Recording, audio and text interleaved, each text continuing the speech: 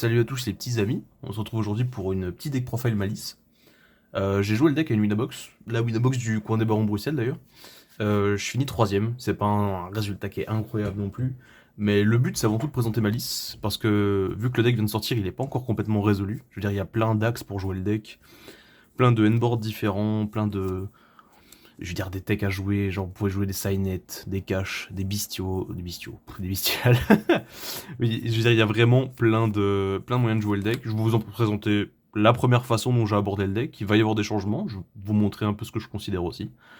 Et voilà, l'idée c'est de vous présenter un peu quoi. Du coup, pour les normal summon, on a 3 fois Dormouse, la plus classique, bannis 1 depuis le deck, donne de l'attaque. L'un des meilleurs starters, avec le White Rabbit, qui cède une trappe directement depuis le deck. Ça varie un peu les combos, enfin, celui que vous allez open varie un peu les combos, mais pas plus que ça. Et vous allez toujours jouer autour des mêmes cartes. Je joue qu'une seule fois chez Shirecat. Peut-être le passer à 3 avec 3 allures.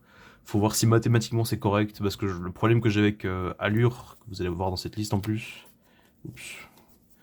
Vous trouvez mon allure. Le problème avec allure, c'est que vous avez si peu de bons noms à ban, que la plupart du temps j'ai du mal à me dire que c'est une bonne carte. C'est pas un bon starter en plus, parce que ça bannit déjà un de vos noms. C'est cool parce que ça digue dans le deck, mais est-ce que c'est vraiment à considérer? Je suis pas sûr pour l'instant. Bref, pour tous les extra noms, on a un Golsark. Ça fait littéralement un accès à n'importe quel nom. Terraforming plus les 3 terrains. C'est aussi un starter, le plus mauvais, mais ça donne comme du combo et c'est ce qu'on veut. Je joue chaque trappe en one-off. C'est la pire à ouvrir, mais la meilleure à activer au grind. Du coup, c'est pas dérangeant dans Drone en théorie. Hop. La brique. Enfin, c'est même pas une brique parce que quand vous le piochez, ça donne des mini combos et en milieu de combo, c'est toujours bon. Mais c'est mieux quand il est dans le deck à Banacre et Ransom. Un Code of Soul, c'est une target ascend pour Terahertz. C'est aussi un extender que vous pouvez tuto avec mining si vous décidez de jouer mining. Et c'est une interruption pendant le tour adverse qui vous permet de faire des links. Du coup, très intéressant Code of Soul, vraiment le GOAT. Le One of Allure, j'en jouais 2 à la base. Ça m'est souvent arrivé de piocher des allures et de ne rien avoir à ban avant et après. Du coup, je me suis dit que j'allais juste en cut 1 pour rajouter des cartes de défense. Mais du coup, je me retrouve avec peu de combos en fait. Parce qu'il n'y a que cette partie-là du deck qui vous permet de combo. Du coup, est-ce qu'il faudrait pas mieux que ce soit un Signet Mining? Sans doute. Le problème que j'ai avec Mining, je vais vous le présenter dans 3 secondes.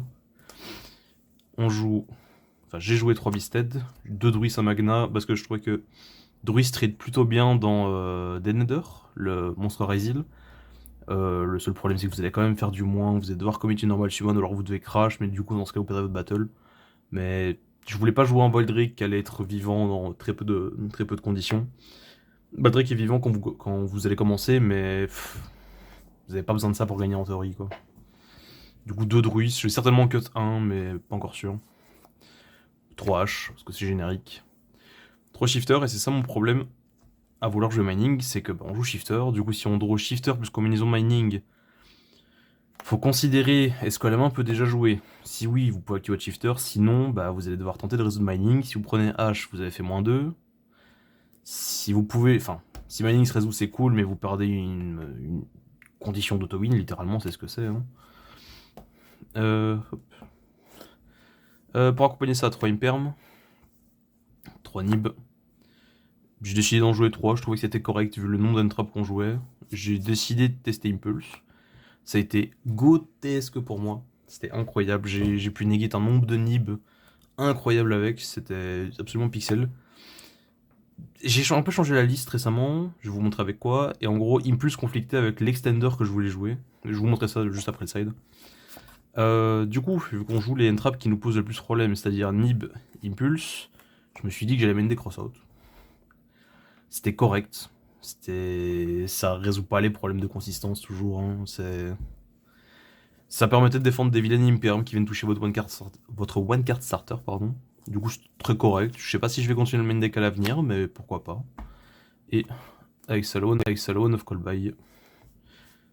Yep.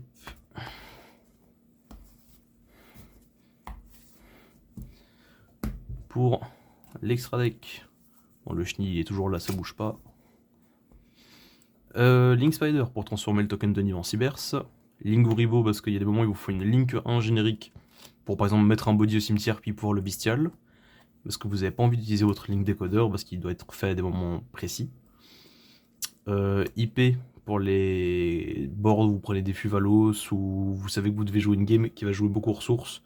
Du coup vous faites des IP pass avec 0.6 et 0.6 qui va Reborn Rabbit, qui va 7.07, effet IP, transforme sur Aircryptor.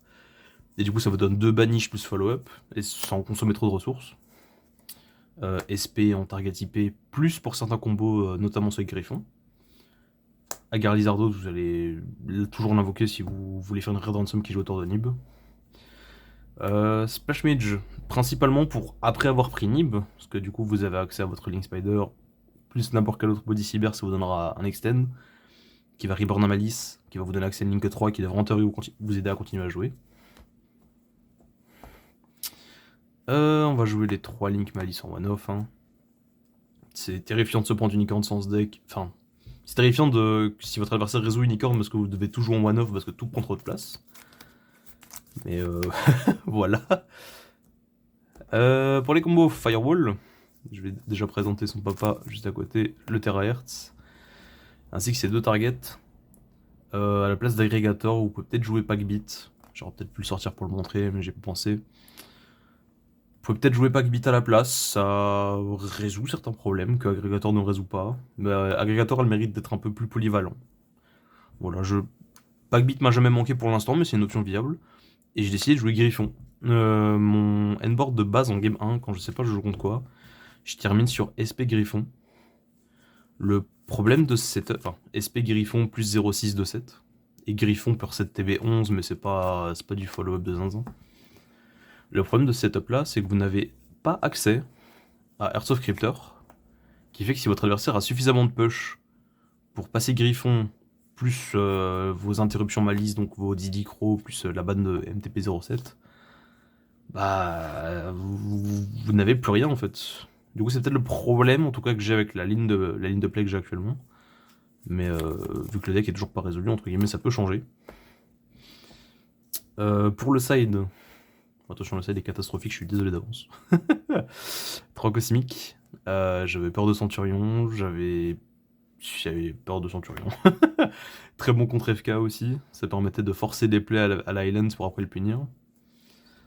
3D barrières pour Razil, pour Centurion, pour Ritual Beast. Je pense que c'est l'une des meilleures cartes de Go First actuellement, de manière générique en tout cas. 3 Eclipse, principalement là pour Razil, aussi là pour Centurion. Je suis pas convaincu de l'application dans les autres match-ups, mais c'est précisément pour Razil. Au final, j'ai eu la chance de pas en jouer, parce que des Nether Pass c'est terrifiant pour Malice. L'erreur du side, les 3 Purulia et les 3 Fuvalos. Je suis pas convaincu d'avoir envie de les jouer dans Malice pour le coup.